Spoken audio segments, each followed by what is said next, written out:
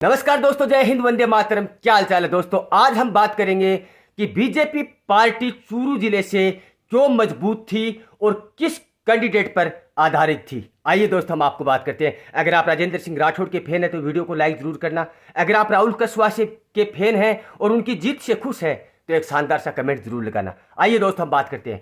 BJP party Churu जिले से आने वाले टाइम में एक नंबर की ट्रेंडिंग सीट बनने वाली है, क्योंकि अब आप लोगों ने 4 महीनों में देखा होगा कि राजस्थान और हिंदुस्तान में बीजेपी का जितना डंका बजा है शायद ही किसी पार्टी का बजा है, और वो भी चूरू जिले से।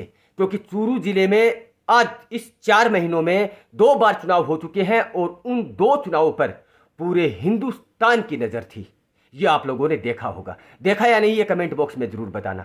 लेकिन अगर हम लोकसभा चुनाव की बात करें तो रीढ़ की हड्डी माने जाने वाले इस चूरू जिले के महानायक 50 साल से राहुल कस्वा और उनका परिवार लगातार बीजेपी को आसमान तक की बुलंदी पर पहुंचाने का काम कर रहे हैं, वो भी लोकसभा चुनाव के लिए। अगर हम विधानसभा की बात करेंगे तो विधानसभा में राजेंद्र सिंह राठौड़ एक ऐसे नेता है जो 7 बार विधायक बन चुके हैं चूरू जिले में। यानी कि अगर बात करेंगे चूरू तहसील की तो चूरू तहसील में बीजेपी की रीढ़ की हड्डी है राजेंद्र सिंह राठौड़।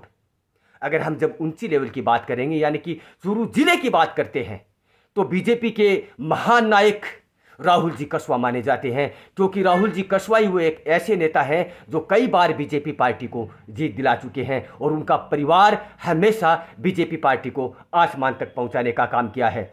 लेकिन दोस्तों, अब उन दोनों में दरार पड़ चुकी है, एक ऐसी दरार जो शायद मेरे हिसाब से जिंदगी भर नहीं मिट सकती, क्योंकि बीजेपी पार्टी को छोड़कर राहुल कस्वा कांग्रेस पार्टी ज्वाइन कर ली है और पहले ही झटके में टिकट देकर राहुल कस्वा ने एक नंबर का काम किया है, क्योंकि 75,000 वोटों से जीता है। अब मैं आप लोगों से यह पूछना चाहता हूं कि लोकसभा चुनाव में राहुल कस्वा ने 25 साल बाद कांग्रेस को सीट दिलाई है, वो भी जीत में।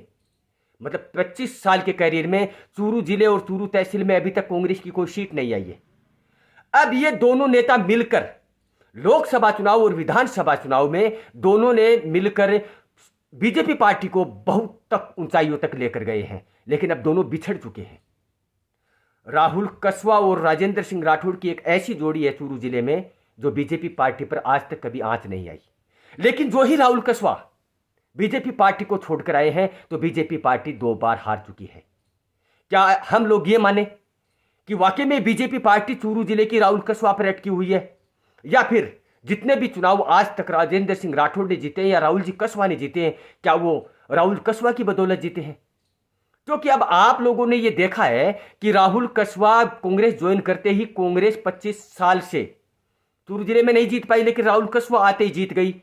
और राहुल कस्वा बीजेपी को छोड़ गई। लोकसभा और विधानसभा चुनाव दोनों बीजेपी हार चुकी है, क्योंकि तारानगर से राजेंद्र सिंह राठौड़ हार चुके हैं और चूरू जिले से देवेंद्र झाझड़िया यानी कि राजेंद्र सिंह राठौड़ हार चुके हैं।